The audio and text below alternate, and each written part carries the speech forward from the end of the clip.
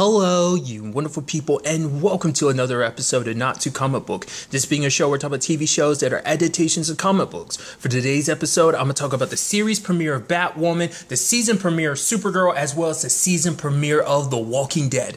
Like always, if I'm talking about something that you want to listen to, you can always look in the description down below. I include the time I'm going to start talking about each of the respective shows. So, for example, if you don't want to hear what I had to say about the series premiere of Batwoman, you can skip to what I had to say about the season premiere of Supergirl, and or skip to what I had to say about season premiere of The Walking Dead. But the first thing I'm going to talk about is the series premiere of Batwoman. A great series premiere, a very nice start to the series. It was good. I like what we kind of started because I thought it was kind of interesting because based on the trailer, and I've only seen the one trailer, it was like the first look, which mainly contained stuff from the first episode. But I thought it was kind of interesting because I thought so that's where Kate gets her training from the military. Well, it turns out she was actually not in the academy that long because actually it's kind of actually sad because the whole her and Sophie situation. She didn't want to, the whole thing of like being gay. And so she was like, you know what? Screw this. Hey, Sophie, let's go. We can hit the road. But Sophie chose the military over Kate, which is like, oh, that's a bit of a dagger to the heart. That's kind of sad. I didn't know. Because I figured like maybe they just lost touch eventually. I didn't realize that was that's got to be harsh because and I think it's probably and it's that sad thing of like, probably for Kate, it's like I'm willing to accept myself for who I am, gay or whatever, but you don't. I mean, we see that kind of trail out even more later on, which, maybe there's family reasons why she's like that, but regardless, and also Kate's off training, which I'm like, what's up with that? It's because her dad is like, if you go do all this training and stuff like that, you can come back and join the Crows. And that's actually kind of sad because it seems like all Kate's ever done her entire life, it seems like, is she tries to strive to make her dad proud, so everything she does is kind of almost, I think for her to an extent trying to appease other people. And I think, that's why she kind of has like this renegade angle to herself because she's just like, I'm done following everyone else's rules. To be fair, as we can tell, even with the military situation, she doesn't care about following rules even back then, but you get what I'm trying to say. So it's interesting. Like, obviously, going into this, we already know the whole thing because of, the Elseworlds crossover that Bruce/Batman has been going for 3 years. And it was so interesting. It's almost a ceremony to shut off the Batlight, which I thought was kind of interesting.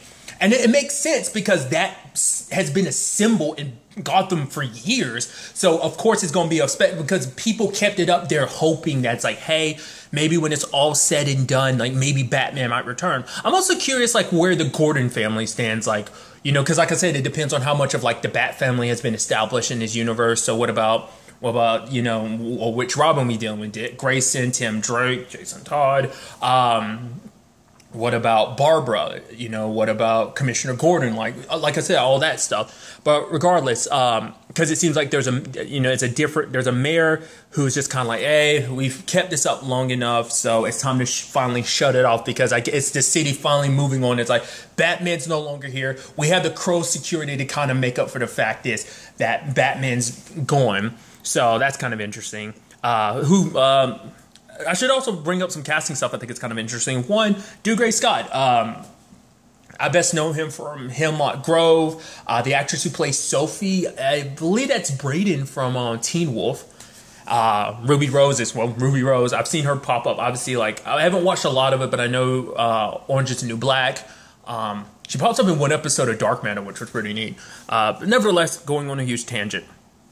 I'm also curious, like, exactly what her relationship is like with her, like, stepmom and her stepsister, because her dad got remarried. So it seems like she's somewhat close to them. If anything, she seems slightly close to Mary. Not so sure if she's so close to Mary's mom, but regardless, Kate has come back to town because Mary called her to be like, yo, Sophie was taken. She was taken by Alice, and because I didn't realize this until like a little bit later, but I was like, Alice, and then there's a whole Alice in Wonderland aesthetic. I'm like, is that supposed to be like Mad Hatter's sister Alice? Which I only know that because of Gotham, and I just thought that was kind of interesting. I was like, oh wow, that's interesting. I even love Mary being like, yeah, I probably will never read my daughter Alice in Wonderland, which I'm like, that's probably an interesting situation. It's like, because a lot of like villains in Gotham, you probably don't want to have any stories related to them. It's like, you probably want to avoid clowns, probably avoid the Wizard of Oz because of the the Scarecrow, and because there's literally a villain in Gotham called Scarecrow. So it's like it makes you wonder about certain things like that. But regardless, Kate is determined to kind of, because obviously she cares about Sophie, and this is also an opportunity because her dad won't. It's like, hey, we'll handle this. You don't have to get involved. But she's like, no, I can do this, but he won't accept her help. So she decides to go out on her own. She sneaks into Wayne Enterprises, which is weird to see it kind of boarded up and just kind of like shut down like that, because it's Wayne Enterprises. That's actually kind of got me thinking about like Batman Beyond. I don't remember. It's been so long since I saw it. I don't remember what became of Wayne Enterprises in that continuity, like in that future. Like, did someone else run it? I don't remember. I don't know if they ever touched that. Maybe they did. Regardless, she sneaks in, and the guy's there that who's kind of security is Luke. I'm like, wait, Luke. I'm like, is that supposed to be? And it turns out to be Lucius Fox's kid. I was like, dude, I thought so, because I think he has a son and a daughter. He has a daughter named Tiffany. I only know that because of the Telltale Batman game, but I don't know if that's something specific to the game or even in the comic books he has a daughter. So, but I did remember him having a son, so it might be a son and a daughter. But regardless, I was like, oh, you're Lucius's kid, which is kind of interesting because that means like helping out the Bat family kind of runs in the family to a certain extent. So I thought that was kind of neat. But I like, too, that the fact is, showing you just how much her training has come in handy. The fact of the matter is, she went in there solo and took down a lot of guys by herself. It's not like, oh, she's like militarily trained, but she's going through her own training and easily can handle herself. So that was pretty badass. But it was interesting when we get to kind of officially kind of meet Alice, which I could be mistaken, but isn't that the actress who played Tamsin in Lost Girl? I think it might be, but maybe I'm mistaken. But it was interesting the moment she recognized who Kate was. I was like, whoa, what? I was like, what's up with this? Because she talks about the fact this isn't even about the Crow security. It's about her and him. And I'm like, wait, what? Why you have such an issue with her dad? It was interesting because she calls the Crow security bullies. Now, that's what I'm curious about, because it's like, oh, they think they're heroes, but they're not. So I'm wondering if she's referencing this from a fact of like, maybe Crow security is that type of thing of like, hey, we're here, but if to make another comparison, I mean, might as well keep it kind of in the DC family. Like on Krypton, how the Sagittarii can kind of be bullies. I wonder is it kind of similar to that in that regard of like, because they have power and they're kind of the ones that kind of keep the balance in Gotham. Maybe, I mean, as we can see, at least one of them, it turns out, ends up being a bad guy. But to be fair, it seems like he's with Alice, so that's what it's kind of like. Is it their way of like, in their own way, they're like, oh, we're freeing Gotham to a certain extent. I don't know. I just thought that was kind of interesting. Also, turns out Mary, because it seemed like Mary was just kind of like a little ditzy because she's up there, at the event about shutting off the bat light that she's taking selfies and stuff like that, but she shows herself to be a capable person, even to the point that even Kate's like, wow, I kind of underestimate you. There's a lot more depth to you than I thought, because she's actually running an illegal medical facility, because she actually steals like medical supplies to help people. And it's like, oh, like you're actually, there is a lot of depth to you. You aren't just kind of, because it makes it seem in the beginning like, oh, Mary's a shallow person, but it's like, no, there is a lot more to her. So I thought that was pretty dope. But Kate finding out that Bruce is Batman. And I didn't even touch on that yet. That was actually really interesting, like talking about her history with Batman, in the sense that like for her, it's like, oh, there was an incident where Batman didn't save her family that included her sister Beth and her mom. And I was like, damn. And she kind of resented Batman because she's like, oh, Batman doesn't really care about saving people. It's more, it probably in her mind, it was more so about, oh, the whole being a hero and everything. So I thought that was interesting. And then at the same time, she talks about the fact is, Bruce will come back for me because he's always been there for me. And I'm like, right. I was like, that's so fascinating. The fact of the matter is that I was thinking to myself, maybe like Bruce felt bad about it. And so he tried to overcompensate by taking her under his wing and, looking after her, always being there for his cousin like that. And I thought that was such an interesting aspect to it. I mean, because obviously, once again, you see the parallel. I mean, they kind of make reference to it in Elseworlds, the parallels between Kate and Kara. And the fact of the matter is, Clark tried to do right by Kara just like Bruce is trying to do right by Kate. But it was interesting when we get Lucius kind of filling out the story, especially when Kate finds out, wait, he was Batman. Also, I thought was kind of interesting. It's like, because it didn't even cross my mind, but the device used to kind of get to the elevator, which leads to the Batcave, it had, it was a thing with the pearls in it. I didn't even put that together. What was also interesting is, the movie that's playing, because they're trying to make it like, hey, Gotham's safe again, so we're trying to make people feel safe, which is like, it's crazy to think about, because Gotham just seems like the place that's never going to be safe. It just seems like kind of the worst place to live, which is interesting because this is all happening like right after I've seen the Joker as well. Well, Joker, just put it as that, but you know, it's so interesting. But regardless, the movie that was playing was Zorro. That movie actually has special meaning to Bruce. I mean, it actually led to inspiration for the whole Batman thing, interestingly enough. I only know that because I'm pretty sure, I could be remembering it wrong, but I'm pretty sure that's what was playing.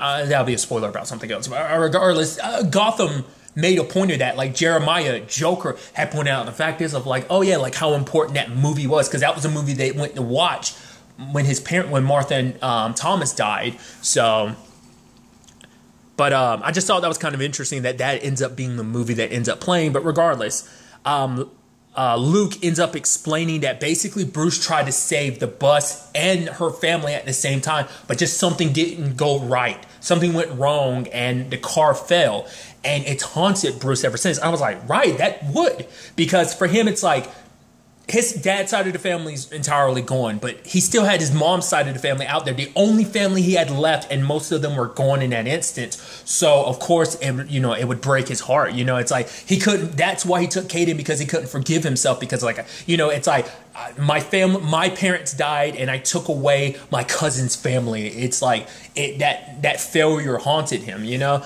And so it's something that Luke was like, he never forgot about it. He always tried to figure out what went wrong, you know? And I thought that was just kind of an interesting element to the story to also, you know, because now it changes Kate's perspective of understanding like, oh, wow, that's why Bruce looked after me the way he did, because he felt responsible, even though it wasn't his fault. Just things didn't go right. Things went wrong, but why? You know, it's a big question. And I think that's something we're going to dive into in this season of finding out like what went wrong, because Bruce was never able to figure out after all these years why things didn't happen that way. He was able to save everyone on the bus. He just wasn't able to save. He wanted to. He tried to, but he thought he did, but he didn't save his family, essentially, you know? So, and obviously, it's pretty badass seeing Kate suit up and everything. And what I thought was pretty dope too is like she actually came into this Batwoman thing pretty easily, like doing the whole grappling hook and yanking people up. It's like, you got this immediately. I wonder, did like Luke kind of give her some tips about like, yeah, this is how you do the Batman thing, or you know, Batman's so well known enough that it's just, I guess, like with your own training and stuff like that, you know how to be sneaky. I think that aspect kind of blends very nicely with the whole Bat aspect of being sneaky and stuff like that. But she's able to handle herself pretty well into this whole Bat situation. And, you know, luckily she was able to save, you know, Sophie. And so everyone's kind of like, holy crap, the Bat's still alive. But what was interesting was something that her dad said, where basically it seems like for the past 3 years, different people have taken up the mantle trying to be like, rip off Batman, and it didn't work. Because the only person who realizes it's a lady is Sophie, because she was the only one that was up close, because it's like, wait, you're not him. So, but obviously that's a detail she's keeping to herself. Like, who knows if she's going to be the one that end up, I mean, I would assume so, that maybe she might be the one to end up figuring out that it's Kate, you know, so. But it was just kind of interesting because I thought it was interesting too. I didn't talk about it, but I love that line from Kate where she was basically explaining like, right, the bat suit, it's meant to strike fear. That's why criminals have been so brazen, because they're not afraid anymore. And so, because I like that, because that's what it is. And she says it like, basically, it's supposed to represent fear to criminals and maybe hope to others, you know? I mean, and it brings back hope to be like, oh my God, Batman's back, you know? So, a city that might have felt, you know, the light that lit up Gotham dim just a little bit. You know, now it seems like it might have gotten just a tinge of its brightness back, essentially, you know? So, but I thought that was, you know, interesting, the whole aspect of yeah, other people having taken the mantle up. I'm curious who else, because that's why I'm curious, like, who else is she going to run into in this series? Like I said, everything I've seen, because I've avoided a lot of the other trailers, the only thing I saw was the first look, which is basically everything from, like, the first episode. So beyond that, like, I'm curious, like, how everything's going to shake up. But I'm curious, is she going to run into any other kind of, like, Batman fanboys who are trying to, you know, do the vigilante thing as well? It was actually kind of interesting because her dad explaining, like, honestly, he never did want her to join the Crows, because for her, there's always been a distance between them, because, like, everything, it's almost like no matter what she did, it was never good enough. Even to the point, and I thought this was kind of interesting, because that's what kind of threw me for a loop, because Alice is like, oh, the fact of the matter is you'll never be good enough to him, that good enough for your dad. Like, look at Sophie. Sophie's the daughter he always wanted. And it's like, geez, I was like, that's a little psychological warfare for you. But for, you know, Kate, you know, she was done trying to just, like, for these past 15 years, all she's ever done is try to make her dad proud. She just wanted him to basically look at her. But it's like every time he looked at her, he saw Beth. And when he saw Beth, he thought of their mom. And it was just a reminder of having lost both of them. So he explains to her later on everything he's done. Yes, he's kind of pushed her away and didn't want her to join the Crows and stuff like that, because he's a very overprotective dad. He already lost half his family, so he didn't want to lose the only family he has left, you know, his little girl. So, well, one of his little girls. So obviously he's going to be protective. He's like, hey, if you want to join the Crows, you know, you can be here. Because he even talked about the fact that he kind of recommended her for the military and stuff like that, but he was all pushing for her to have a position where she wouldn't even see battle. But obviously she's always kind of been like, hey, I want to get into the tussle, you know. So, which obviously he'd lose his mind if he found out she's doing this old bat thing, you know. So, but she found her own way, because she even talked about it, like, Bruce went about this whole bat thing because he didn't care about the rules, you know, because that's what Batman, you know, represents, kind of getting those criminals that, you know, run the street, because obviously not everything the GCPD, which we don't even know what the GCPD is like in this continuity, because all we heard about was the Crow security. But beyond that, like, what regular cops, I mean, not unless the GCPD has been, like, dissolved or something like that, and the Crow security is all there is. That might be, like, they might be the replacement for the GCPD. Like, some of the GCPD cops might have become Crow security, whatever the case may be. Well, because her dad had talked about the fact is that they're like, Navy SEALs and stuff like that. So it makes you wonder, maybe it's just, like I said, maybe it's just like the GCPD's defunct, or maybe it's not. We'll kind of probably have to wait to kind of, like, dive into that going forward. You know, like I said, there's a lot to Gotham City, and I'm curious, like, where things are established. Like, obviously, how much of Batman's Rose Gallery is established. Like, how many villains will you get references to? How many villains might be born in this show? You know, so it makes you wonder about stuff like that. But kind of going her own way, like she kind of always has been, because rules have never been her thing. And obviously that, you know, that's something, you know, a kinship she has with Bruce. That's why he became Batman, because they create his, you know, go outside the lines, not be bound by rules, you know. So that was interesting. But what I also thought was kind of interesting too, it's like the whole thing of, oh yeah, Bruce was never able to find your sister's body, which I'm like, oh, so that must mean they found her mom, but not her sister. I was like, no, that's interesting. I'm like, what's that going to turn into? And then Kate looks at the blade from Alice, and it has the same jewel in it from her necklace. And it's like her sister had one too, and it's like, wait, what? And then, like, Alice is staring at a picture and saying, like, soon enough, it's going to be you and me versus him, Kate. I'm like, Alice is your sister, Beth. I'm like, wait, what? So does that mean at some point in time the Mad Hatter found her? Like, did he kind of, maybe, you know, because, like, he has this whole delusion of, like, I mean, once again, it's just based on, you know, my experience with Gotham. You know, maybe this is going to be more in line with the comic books, because you know, Gotham did its own thing, much like Smallville did. So I'm curious, like, I don't know. Maybe Mad Hatter typically doesn't have a sister, but maybe he kind of took her in and gave her the name Alice because of his, like, you know, obsession with Alice in Wonderland and stuff like that. So I just think that was kind of interesting. And it's like, but why is she so pissed at her dad? Maybe her dad has something to do with what happened to their family, and that's what this is all about, her getting revenge. That's interesting. Because I wonder, are they setting her up to be, like, the main antagonist, at least of this season? But I think, like, you know, and that's a pretty big reveal to end off on the first episode of, like, okay, so what is this, the implications for this? What does it mean? Because that's actually it's like you're doing this whole, vigilante hero thing, but now it adds this complication of like your villain has a direct connection to you. And that's the beauty of stuff like this. I love it when like the hero and the villain have a tie like that, because it makes it harder to fight them, because it's like, because you're going to try to reach out to them, try to talk to them, whereas you wouldn't any other villain that maybe you wouldn't have that same connection with, So I like it being a personal thing. Like I kind of reference that in Joker. There are certain aspects in Joker, well, many aspects in Joker that are very personal. So I'm sorry I'm mentioning that a lot just because it's fresh in my mind, just because, like I said, I just watched it. But regardless, I am very, very interested to see, what the show has in store for us, to see where the next episode takes us, hell, where the entire season takes us, because this was a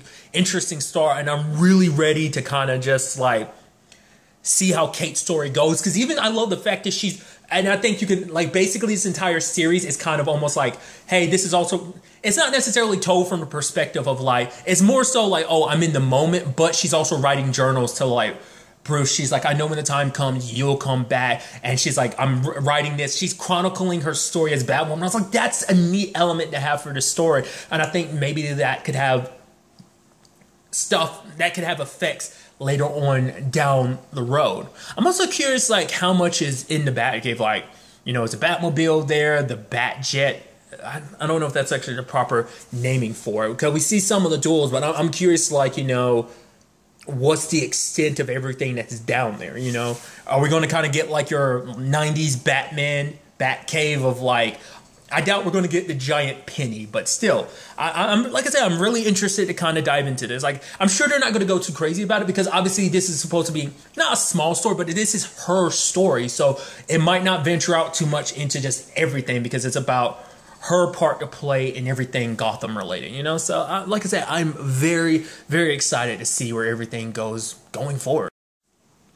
And now moving on to the season premiere of Supergirl. A great season premiere. A lot of stuff went down in this episode, so let's break it down. First and foremost, obviously we had that opening where it's the whole Lena situation. She's running simulations, and it's actually kind of sad that basically this is her way of dealing with her basically almost human emotion. That basically it's like, because for her it's like machines, they won't betray you, they don't let emotions get in the way like humans, and this, like, that's her way of confronting her feelings about Kara. She ends up talking about the fact that she doesn't want to destroy Supergirl. She just wants her to hurt like she hurt her. So now, Lena's on her path of revenge in that whole situation. And it ends up turning out later on that she ended up selling Catco to an old friend of hers, Andrea Reyes. And my mind immediately, and the fact that she didn't tell anyone else and give them a heads up. She's like, I wanted her to give me 24 hours so I can do this. But I'm like, my mind immediately goes, did you sell Catco because you were trying to distance yourself from not just Kara, but Nia and James as well? Or is it more so a situation of you wanted them to put them in a very compromising position, because it's like, hey, you care so much about this, and this is on her path to making all of them hurt, in particular Kara, because she knows how important this job is to Kara. So I thought that was kind of interesting, because she just came in and she basically took Jimmy's job just by buying a play. Well, editor. Well, because editor-in-chief was his job.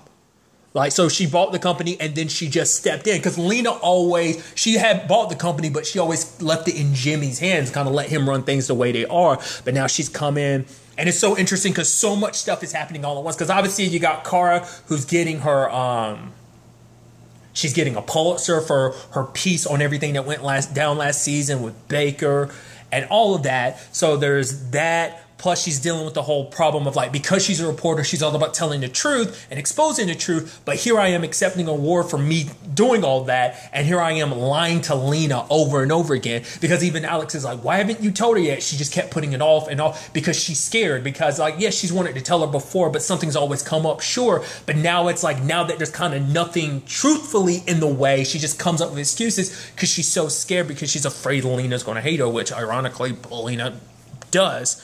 So that's a whole thing she has to deal with. Plus, her job is kind of turned upside down because Andrea wants to run Catco a certain way.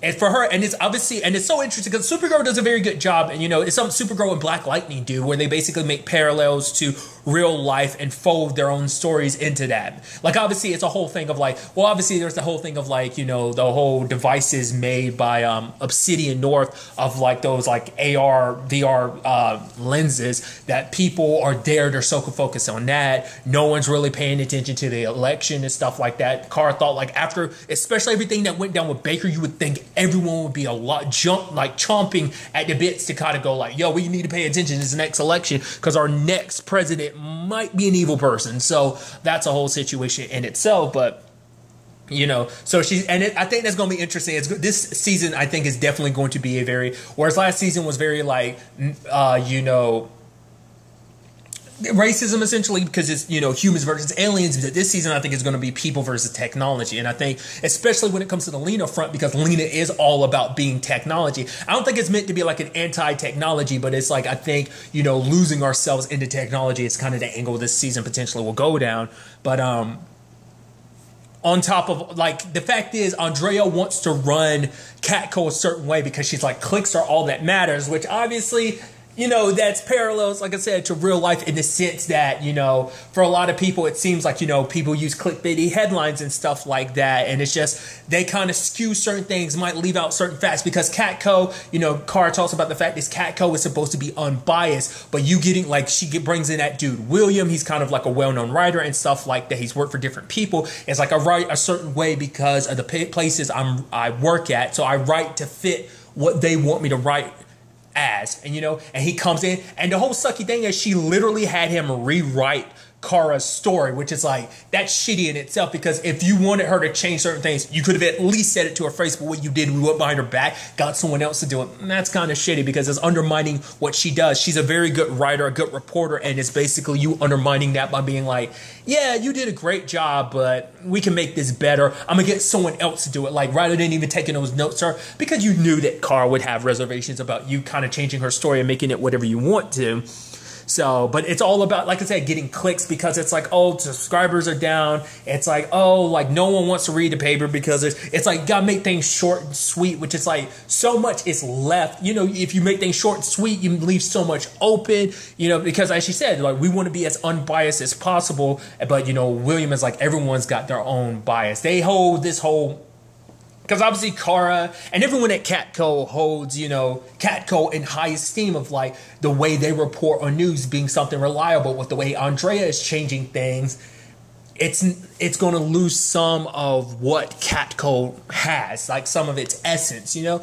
And so I think that was just kind of an interesting aspect they're going for with this whole thing, because it's that thing of like Andrea, you know, obviously she not only bought Catco, she literally bought the entire building. There's also the whole angle of like, well, Kelly works for Obsidian, and she's not necessarily going to fight this like Kara and Jimmy are, just because it's like, I literally just got this job, but this is only my second day, so I really can't be up there kind of telling the boss what to do yet. But it's like, I agree with you guys. I'm fighting with you guys. Obviously, I mean that more on the side of like abstractly, I'm on your side and fighting with you, that type of thing. But it was just an interesting situation. And Andrea kind of forces people, and I guess this is kind of because even Lena had been like, oh, she's a good businesswoman, but I guess it leans into her being a good businesswoman because she's a little cutthroat. Is the fact is, it's like, oh, you're signed into 3-year contracts. The fact of the matter is, even if you quit here, which, hey, you're entitled to, you can't work anywhere else for the next 3 years because it's an exclusivity contract that they didn't even sign. It's just like you bought this and you forced them into it. So it's just like, man, that's sucky. But like I said, it's just, and she's up there celebrating like, yeah, I can't wait to do great work. And literally no one at the party is celebrating. They're just kind of holding their drinks like, well, that's just shitty, you know? So now it's a situation of Kara. Kara doesn't want to quit, and she's not going to quit, but she's not going to change. It's like, yes, I'm going to change things a little bit to fit where you want me to be, sure, but I'm not going to compromise my words, the truth, just to fit your vision. Which obviously Jimmy's struggling with that same thing too. So there's all of that. I love that the fact is there's, obviously, like, I love everyone getting their own museum, because obviously Barry's got his own Flash museum in the future and everything. Kara's got one present day, well, her and Superman, because they both have stuff they've added to the museum. Even Clark giving his ship. I thought that was like, oh, I wondered, did he have to convince his mama and Papa Kent? I'm curious, like, you know, because I wonder, does he tip? Because I feel like some continuities he doesn't die, other continuities he does. That only, you know, Martha is alive. But, you know, like you said, it depends on the continuity. I wonder, did he have to talk to them about it? Maybe they kept it. I'm sure it's been at their place the entire time. Oh, no, it's most likely been in the Fortress of Solitude. I'd assume, like, once he discovered that, you know, did the So Superman thing, he probably moved everything Kryptonian into there. But it's kind of neat. And what's her face was kind of like taking the kids on a tour and everything. She's from Simon and Garfunkel. Not Simon and Garfunkel. What is it?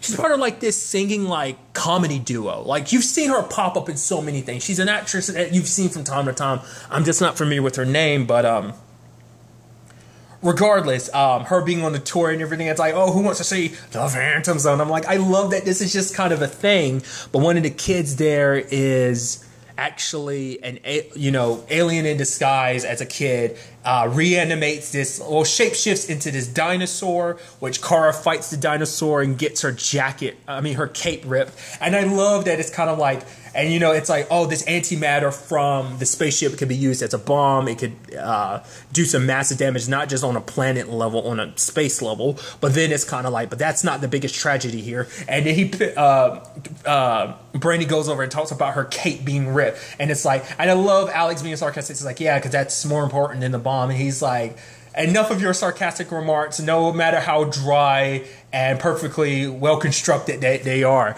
It's like the fact that, and I love him being like, he makes such a big moment out of it because he's like, the fact of the matter is that basically her cape is specific and it's great for aerodynamic maneuvering. And the fact of the matter is, and he uses his examples like, if you're being chased by this on this particular planet, you're going to wish you had a well-defined cape so you could quickly turn to the right to avoid it. He's like, I'm going to get on this immediately because this is a travesty situation. So I do love, and it's something that I saw in the trailer, which I had no idea about, because I knew about the whole pants thing because Melissa Benoist, which I think she says it's properly pronounced Benoit, but I've always said like Benoit. I always feel like I enunciate the T more than I should, but she talked about the fact is like it's kind of cool having pants now because they do a lot of night shoots, so it gets super cold, you know, because the shoots in Vancouver, so that's neat. But you know, it's like, hey, you're helping her out in that regard. So I mean, it doesn't really matter. It's pretty neat to be able to, you know, it looks good. And it does my favorite thing that I love so much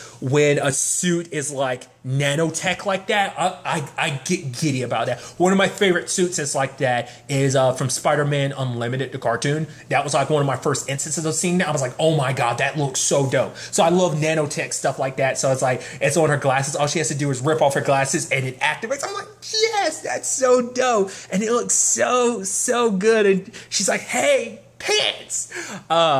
But nevertheless, I'm also I'm going all over the place, but I also love the fact is this Midnight, because that's what this was about. It was about making a Phantom Zone projector, letting out Midnight, but Midnight isn't here for Kara because Kara assumed it's like, oh, if you're in a Phantom Zone, my mom put you there. It's like, no, in fact, she's here for John because apparently John put her in a Phantom Zone, but it's like, wait, who is she and why? He's like, no one knows who she is. Apparently, which is kind of interesting, she showed up and worked with the White Martian, so I guess her thing is just pure chaos, I guess is kind of her thing. Regardless, like the shapeshifter, obviously we'll get into it later on, but it turns out to be the Martian, which I was actually kind of surprised by. I was like, shapeshifter, you assume it is a Martian, but it's like, why is his green? Most Martians are red. Because even Magon's, like her, you know, when she shapeshifts and stuff like that, it was red, right? So why is his green, this other Martian? Regardless, I just thought that was kind of interesting. Even his eyes glow green when he's activating his power, because John's always glows red. Even like the energy around him when he's shapeshifting turns red, but this dude's was green. That's what I thought was kind of interesting. But we'll get to that soon enough. But the angle, something I was going to talk about earlier was the whole Andrea and Lena thing, where it's like, Lena's basically like, yo, when I tell you to do something, do something. Like the fact is, I told you wait 24 hours, you wait 24 hours because everything is part of my plan. Things have to be kind of executed a certain way. The moment she was like, okay, but you're going to give me that exclusive at 9, I'm like, right, this big story. I'm like, you're going to reveal Kara's identity to not only the city but the world. And I was like, that's going to be your ultimate revenge in a sense.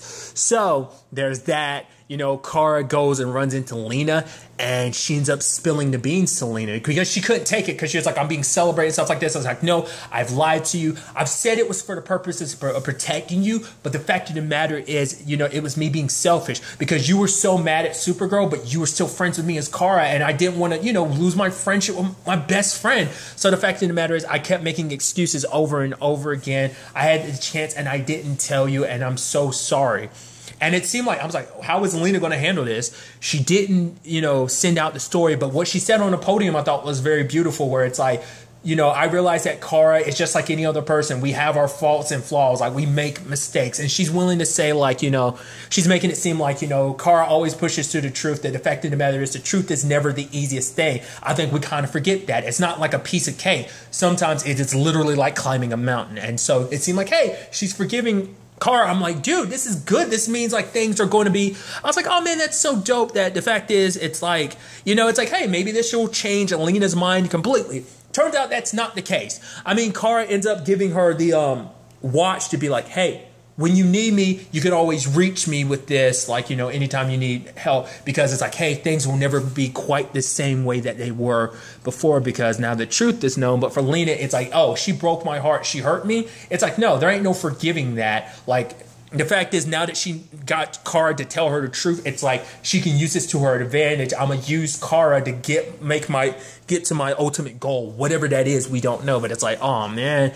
I figured it wouldn't be that much hard to, because it's sad, because it's that thing of like, and it seems like she's leaning into it more and more, the whole Luther side of things, which is even funny. Like when Kara got thrown by the dinosaur, she lands on like a poster or something talking about Lex, and she's just like, ugh.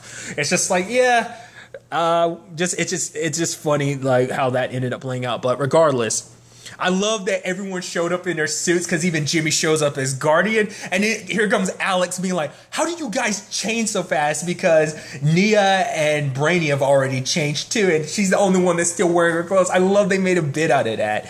But fortunately, they were able to send Midnight back, but not before she sent John through a black hole. But Kara went in there, kind of created a solar flare with her heat vision to basically bust it open. So it's like, see, piece of cake. So I just thought that was kind of neat how its ultimate played out. Obviously, like, there's still so much to that Midnight thing that we don't know, because John was like, yeah, I don't remember how I got rid of her and stuff like that. I wonder, did he ever remember, or was it just because, like, it's like, oh, maybe her doing her power thing, well, maybe like what the other Martian did kind of scrambled your brain. Like, obviously at the time they didn't know it was another Martian, but the shapeshifter at the time, they believed it simply to be. So, or are there parts of John's memories that were stole away? Like, did his dad steal away certain memories of him because maybe John did some stuff that wasn't too good and too kind? So maybe he did some terrible stuff that maybe he himself, maybe he got rid of the memories himself because he couldn't live with it, or maybe the trauma of, his grief over what he's done or whatever blocked those memories. Because even later on when he confronts his other, it's like, I don't have a brother. And he's like, oh, don't pretend like you don't know. It's like, you are just as terrible as father. So it's like, okay, what's that all about? That's something we're going to heavily dive into. So there's that. There's the whole situation with Eve being kidnapped at the end, which isn't too... I love that that's just kind of like a final note, because there's that whole Leviathan thing of like, because that lady had showed up last season to be like, you're not going to get away, Leviathan is coming. So whatever it is that Eve's actually connected to, whatever organization or group, is this a human, alien? I'd assume it'd be a human, the whole Leviathan thing, but it seems like a worldwide organization type of thing. So whatever the case may be, I'm interested to kind of dive into that. I could be wrong. Maybe it is like an alien, or maybe it's just someone with superpowers. But either way, there's that. There's a whole situation with Nia and Brainy, where it's like every time they go in for, like, Nia goes in for a kiss, like Brainy would kind of just shake her hand, and it's like, all right, this is weird and awkward. Why is he doing that? But it's like, I thought it was kind of beautiful, the moment, like him having a moment of truth where he explains to Nia, because he's scared of hurting her. Like, yeah, he's had relationships before, but he's never been in love like he is with Nia. And so the fact is, he's scared because last season, when he became essentially how more like everyone else in his families when it comes to the Brainiacs, like, the fact of the matter is, he saw a different side of himself of who he was. He left her behind in that camp last season. So for him, it's like he's afraid that, you know, if he ever lets his guard down around her, because she's the type of person he can let his guard down around, that he might slip back into that person and hurt her again. But she's like, you're not that person. I know who you really are, Brainy. And, you know, I want to be the type of person that you can 100% be yourself around, and I can do the same. And it's like, can you? And he's like, that's what I want to. And she's like, so kiss me. And it's like, oh, they're adorable and everything. I also have, you know, Alex and Kelly being adorable too. The fact of the matter is, I love that, like the whole, like, oh, who's the greatest villain? And it's like, oh, Hans Gruber. And it's just like Alex being like, oh my God, yes. And kisses Kelly for, you know, it's like, yes, match made in heaven type of thing. So I just thought that was neat. So like it's a powerful way to start off this season, kind of seeing, kind of getting introduced to a lot of the plot threads we're going to see. Like I said, the one that just seems the most kind of like, there's a lot going around. Like, you want to know what Lena's thing is. Like, obviously she's training herself up. And I think you could almost make parallels to almost like how the whole thing with Lana in Smallville, how she had to train herself up to be prepared to get superpowers so that, you know, she could be able to control them. I think Lena might be pushing herself that direction. I wonder, is she going to go more technological powers? Is she going to give herself some kind of serum, kind of like the Heronal, obviously without all the complications, to give herself powers? Or is it just going to be 100% technology based, which obviously is very in tow with her brother, you know, Lex. I think it's going to be interesting because Lex, you know, he awakened that darkness in her, especially because the fact that she went as far as she did and killed him. No one knows about that because the Monitor ended up taking his body, at least that we're aware of. So not only did she kill him, but that darkness got consumed by other emotions. Like, she wants to make it seem like she's not being controlled by her emotions.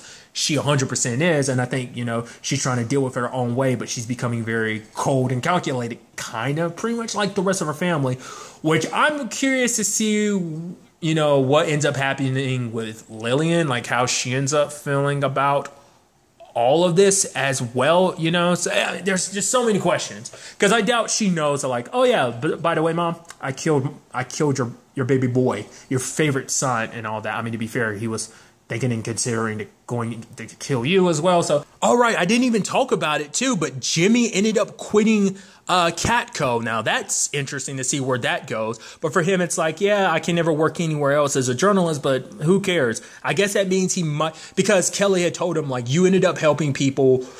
You know, even before the whole, Dad put that camera in your hand. It's like, obviously you've proven yourself to be more than just, you know, a journalist. The fact is, you've proven yourself as a hero, as being Guardian. So maybe that's something he's going to do a little more full time now.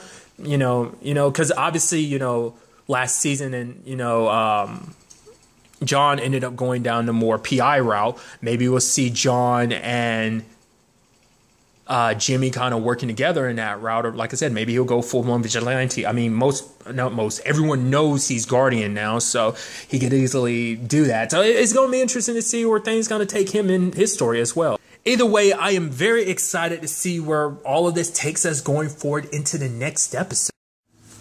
And now moving on to the season premiere of The Walking Dead. A great season premiere. A lot of interesting things went down in this episode, so let's break it down. I do appreciate they immediately started off with, like, oh, the episode, you know, like, and I like how they segmented the episode up like that. Obviously starts off with Training Day. It's interesting because we get to see, like, Oceanside. We haven't seen Oceanside in a while now. So it's interesting, but obviously they're there because obviously all the communities have come together again. So you have them training, which I think is pretty dope. And it is actually interesting when you see them, like, systematically working together. They got people with the shields, people ranged, people coming in with the spears when the time comes. It's actually kind of cool to also see Judith using, like, a little sword. So it's like she's very, like, Michonne right now, whereas before she was very Rick/Carl, you know. And I think obviously it still resonates, you know, in all shapes and form, but it's like together they were able to kind of take down all the walkers, not losing. So it was just, everyone did a really good job.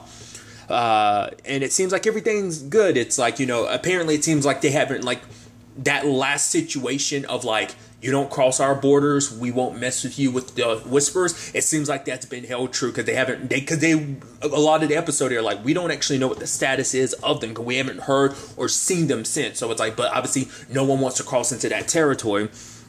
But obviously that changes a little bit when they see a walker's skin. They find, well, like, RJ found a mask. And it was also, well, I'll circle back to it later, but there's a whole thing with Aaron who's, you know, very pissed because obviously he's the one that wants to be a little more cautious, which Michonne is like, it's good to be cautious, but we don't want to, like, start a panic. But you can see, like, Aaron, he's just kind of, like, dead set on the situation. And I thought it was kind of interesting the conversation he had with Michonne about, like, do you ever think that we're the bad guys? Do you think we're the good guys? Because we're the bad guys in someone else's story, because, you know, everyone thinks they're the hero of their own story. So, and he's not saying just specifically from the perspective of the Whisperers. It's just anyone in general. It's like, you know, look at Negan and the Saviors. Negan thought he was the hero of his own story, and he looked at Rick as the villain. It's like, you guys killed my people, so I got retribution, you know? So, because I think for Aaron, it's just like the way we kind of go about things and stuff like that. Are we really the good guys? Can we say that we're the good guys? Because someone, you know, because I guess all that they've kind of done to survive, you know, but Michonne is like, yeah, we're the good guys. Because I think once you start thinking like maybe we're not the good guys, it's kind of, you got to kind of hold on to the fact that we are. Because I mean, Michonne kind of didn't give an answer at first, but eventually she does. But Aaron is so driven by the fact that so much has happened. For him, he's like, I've always been the nice guy, and now I'm done being nice. Which Michonne is like, being nice doesn't get you anywhere. But the fact of the matter is, you don't have to be stupid. You have to be smart. Because for him, it's like they've done all this, and we're trying to forget, pretend like it didn't happen. It's like, no, we're not trying to pretend. What happened happened. What we had, the beef between us and the Whisperers, that's not going to go away. We're not trying to pretend that that's away, trying to pretend that it's normal. The fact of the matter is, we take things as they are, and you know, we're trying to build what we have here. We finally have all these communities together again. If we start spreading panic, Michonne is afraid that fear is going to separate them again. And so I just thought that was kind of interesting. And you also heard Judith telling the story, basically Rick's sacrifice. Like, obviously, once again, they all think Rick's dead, which we as the audience know he's not. As well as other people know he's not dead. But telling that story to RJ, and you can see, like, you know, Michonne about to start crying. Because that was, and I thought that was kind of a nice moment of Aaron being across the bridge, and she's like, "Why would you do something that stupid? You know what bridges mean to me now, because it's just a reminder of what happened to Rick." And you know, Aaron was so caught up in everything, he didn't even think about being there. It had to be a reminder of what Rick sacrificed for them. So, but also hearing that story from Judith and everything, and it's just, I don't know, it was sweet. And it's nice that she kind of has that story to hold on. Like, because I don't know necessarily if RJ understands that that's his dad in the story. Because she just says the man. So it's like, did he ever get back to his family and friends? It's like, no, he went to heaven. And it's a way, will he come back like the walkers do? And it's like, no, he won't. You know, but it's like Michonne has said the reason why he did that, because like RJ's like, I don't like that story because it doesn't have a happy ending. But it's like, why would he do that? It's like, because sometimes you are willing to do and give anything to protect the people you love, just like I would for both you and Judith. And it's like, for our dad too. And it's like, yeah, you know, it's like, I just thought that was kind of a beautiful moment. And like, I like that it does bounce between the different groups and shows you, you know, these different things. Like, obviously in Alexandria, the whole Eugene examining Rosita's baby, like trying to, like, basically breaking down a baby's routine to basically down to a routine, trying to help out Sadiq, who is like, you know, it's like, yeah, I'll use this. Actually, I'll probably never use any of it, but I really appreciate it, you know? So, and obviously there's that interesting thing of, like, Lydia, she's trying to learn to read, and I'm sure it's frustrating because she's, like, a big kid, but she's a little kid to her trying to learn to read, and it's like, and it's something I didn't even think about. It's like, right, you literally grew up in the apocalypse, so you never had a chance to learn how to read and stuff like that. I mean, why would you? You were with the Whisperers, that, you know, because this community is the only one that's really made an effort of, like, making a school for kids to have something, some form of normalcy. So, of course, like, that's not something that's going to resonate with every group, and also especially the Whisperers. So, of course, and it's got to be frustrating for her. I'd also never thought about the fact is her and Negan have a lot in common, because, you know, they're kind of like the outsiders of this particular group, and I think that was kind of interesting in that regard, because you have Lydia kind of being, it's like, oh, like they're having a meeting about, because, you have Gabriel kind of wanting to talk with people, but kicking everyone out, including Lydia. It's like, should we really be having this conversation in front of her? And then, she's outside with Negan, who's picking vegetables, but he's got a guard on him. And the guard's even telling Lydia, you shouldn't get too close. Because Lydia doesn't know Negan's whole story about his complicated relationship with this community, which, to a certain extent, very similar. Actually, very, very similar to, like, their relationship with the Whisperers. And I just thought that was kind of neat. Because I think that's going to be, like, a bond and kinship right there in that regard of, like, being the outsiders. So it's like, all right, so it's like, oh, be on alert. What does that mean? And she's like, I don't know. You tell me. You've been here longer. It means watch your back, kid. Now, I feel like that message could be interpreted two ways. One is just being like, no, letting her know. Being on alert means that. Watch your back. Or it could be like, watch your back in particular, kid, because how they feel, because it's that thing of like, no matter how much things have changed, doesn't matter that Henry kind of opened the door for you, so did Daryl. The fact of the matter is, people are still going to look at you as like, what went down, all the people they lost, they're going to look at it as your fault, because for one, it's your mom running the Whisperer, she's alpha, plus, there's always going to be that thing. And so, Negan's kind of got that same thing, and he's there picking, and everyone's walking by him trying not, they look like, even Rosita looks in his direction and looks disgusted. He's like, as Gabriel's walking by, he's like, hey there, boss, and it's like, no one says anything to him, and I think that's what they're kind of getting at. And even Negan being like, you know what, let me give you, open up your mouth and let me bird feed you some of the knowledge that I got. Basically, if you want people to survive, you might want to lie to them, because you basically, kind of similar to what Michonne was kind of saying, like, don't want to get people all panicked and stuff like that, because sometimes he's like, and it's not even a lie, it's more like an omission of the entire truth. It's like, do whatever you want to, especially if you want people to survive and everything like that. So, and I love Gabriel being like, really, that's your bird feeding wisdom, and it's just, that's just from, I guess, Negan's perspective. For him, it's like, where things stand now, even though he's kind of part of a us type of group, he's not with them necessarily, because he feels like eventually the time's going to come where it's going to be like a shift of like, oh, you're part of us. He's like, I'm the guy on the outside picking vegetables and stuff like that, which I'm fine with that role. For now, he made a point to be like, for now, shit's going to change soon enough. But, which is going to be interesting, because like I said, they've made a shift with Negan's character, and it's still not like he's welcome with open arms, but people slightly let their guard down around him. I mean, it's not like anyone's going to forgive him for what he's done. So, but nevertheless, I just thought that was kind of an interesting thing. I didn't even talk about it, but I really appreciate the fact is with Sadiq almost has this borderline PTSD, because which, I mean, it's once again the parallels you can make, like when Negan killed Abraham and Glenn, what that did to everyone, what it did to Rick. It seems like that same thing is happening to Sadiq, because it's like the brutality that was Alpha. Like, these are the people and you saw them basically slaughtered and beheaded. And, because, it's also that survivor's guilt. You're literally the only one that survived. And it's like, you gave this powerful message last season about how they fought together and everything. They fought not as, like, these people who slightly knew each other came together and fought together, and ended up dying. But at the same time, it's that thing of like, that still doesn't make it easy, and he's dealing with that, and he's thinking about Alpha, and he's not the only one, but and I just thought that, I think that's going to be something he's definitely going to be dealing with. What I also thought was kind of an interesting, I'm curious what that ends up becoming, is that dude Dante. He's like, yeah, we're basically gods, because they're doctors are in such demand.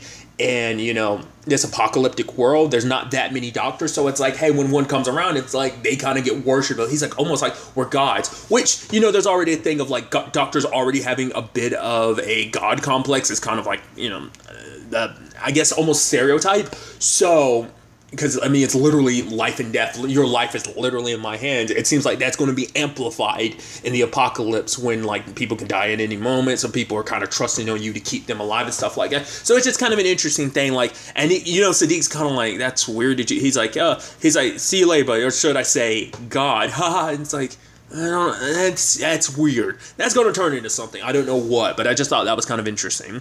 So there's that side of things. There was also that situation with Kelly and Connie that's really interesting, because that seems like that's going to turn into something where it seems like Kelly is losing her hearing a little bit. Like for her, she's saying it's not completely going, but it's like when there's so many noises and so many sounds happening all at once, she kind of gets a little confused. So it's like, okay, so I think she is on the verge of losing her hearing, which for her, it's kind of like, if I lose my hearing, how can I interpret? She probably kind of feels like, how am I supposed to help you? It's kind of like, help me, and come on, I got this. What are you talking about? I even thought it was kind of a cute moment when like Daryl shows up and he's waving, and both Kelly and Connie kind of wave back, and Kelly kind of gives Connie the look, and Connie just kind of slaps her like, shut up. I'm like, really? That is interesting. Kind of this Kelly being like, yo, so you and Daryl, and Connie's probably like, shut up. It's not like that, which I didn't even think about. I mean, they had their adventure last season, so it's like, potentially could be something. It's not like Daryl's dating anyone right now, so I just thought that was kind of interesting. I even love the fact is, it's like, oh, did you forget? She's like, did you wrote on a note, met up with him, did you forget about the dog? And he's like, no.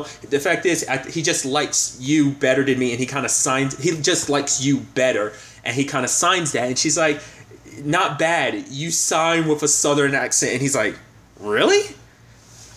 He's like, is that true? I even love that whole thing between him and Ezekiel, of like the whole thing of what was the whole thing about like eating birds and stuff like that? Because like when the zoo, it's like all the other animals, that was fine, but ostriches, those things would rip you apart just for looking at them wrong. And he's wondering about like what a seagull tastes like, and you have Daryl being like, not like chicken.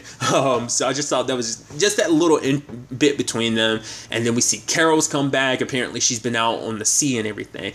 And I was curious, because the moment Ezekiel and her met, I was like, oh yeah, we're about to see where this really stands. And it's like, she kind of gives him a little bit of a half-warm, it's an awkward, oh, hey, it's good to see you again. Yeah, let me go talk to other people. It's like, she literally runs over and hugs Daryl. You did not have that reaction when it came to Ezekiel, because their breakup is, because, spoilers, well, if you haven't seen the trailers, I saw it, like, Ezekiel was making out with someone else that wasn't Carol. So I was like, wait, what? And I'm not surprised. Losing Henry, of course that's going to change things. Like, that's not going to be the easiest thing, because, I mean, Ezekiel was already lost borderline one son when he lost Henry's brother, Bradley, when he lost him, and now losing Henry. That's a lot. And it's something I didn't even think about, because obviously, Carol decided to go on the fishing boat and everything, because she said, I want to forget what happened. I mean, it's understandable. She already lost one child before. Interesting enough, little side note, if you didn't know this, the actress who played Carol's daughter, obviously back in season 1 and season 2, that's the same actress who plays Bosch's daughter, Maddie, on the Amazon show Bosch. I thought that was so interesting. I was like, oh my god. So just a little tidbit if you were curious. I found that fascinating. But nevertheless,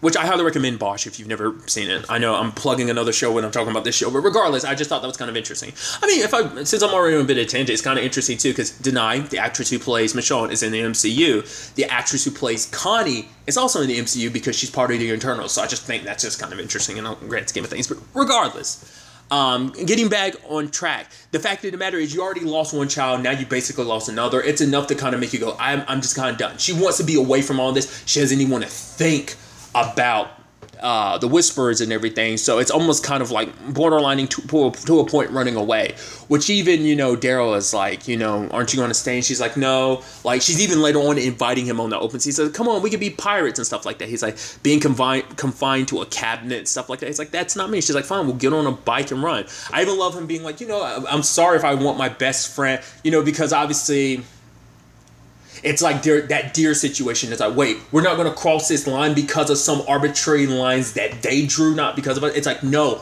we all agreed that we're not going to start something unless it's absolutely necessary, to get in a tussle with them, which, pissed, Carol off. So it's the whole thing of like, okay, so what... and then him being like, I'm sorry, I just care about my best friend. She's like, best friend?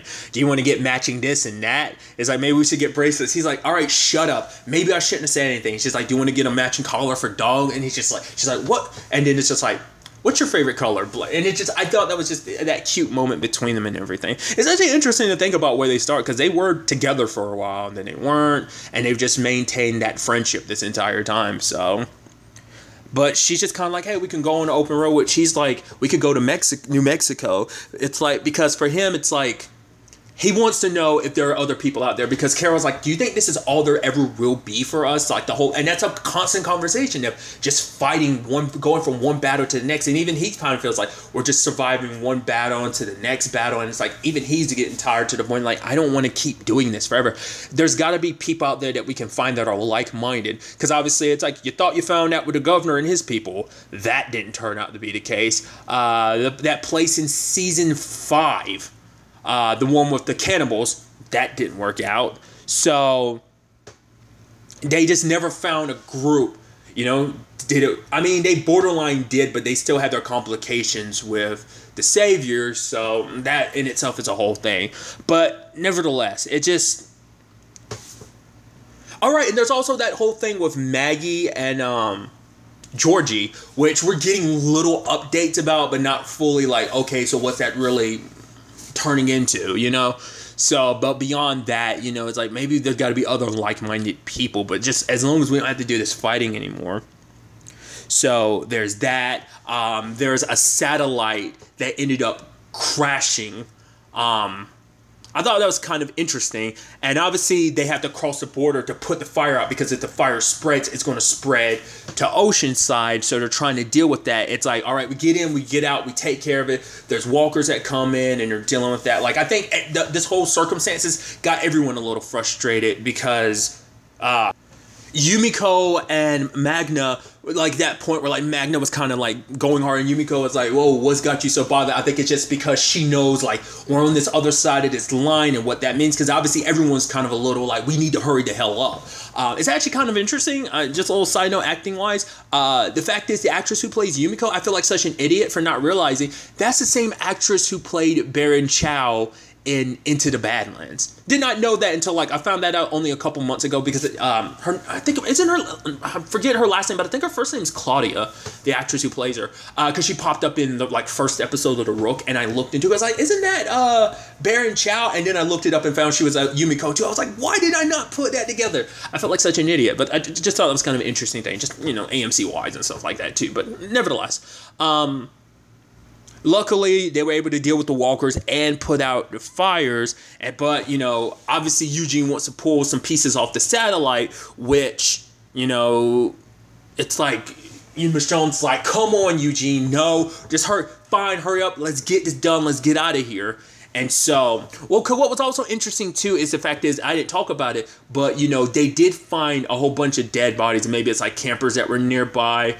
But they did find another set of skin. It's like these people were dead for a while. That might have been camping grounds that they originally had, that maybe they ended up killing these people because maybe that was something from last season that they were particularly referencing, or maybe that's something else entirely. Maybe they were just random people that the Whisperers came across, but they did find more skin. So that could easily mean, I mean, because that was a reason why things went down the way it did last season, because no one knew Alpha was amongst the group, because they were so divided. They didn't know each other anymore, but now they do, so Alpha doing her thing probably won't work anymore. I mean, to be fair, because I interpret that as, does that mean there's a spy amongst them that someone else slipped in, but now they've kind of regrouped and everything, they do know each other now, so something like that with Alpha could never happen again, because they would recognize everybody. So, there's that, but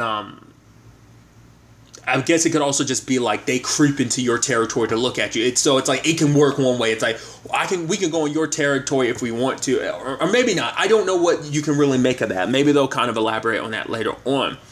But there is that moment of like, okay, let's hurry up and get out of here. And you have, you know, what was interesting is when you look and like Daryl and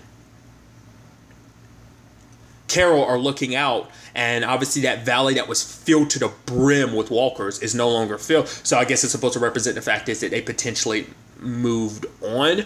But then at the last second, as Daryl was walking away, because he was saying like, I need you to stay here, or I'm going to have to bust a hole in every ship just to make sure that you stay. Because we need you here.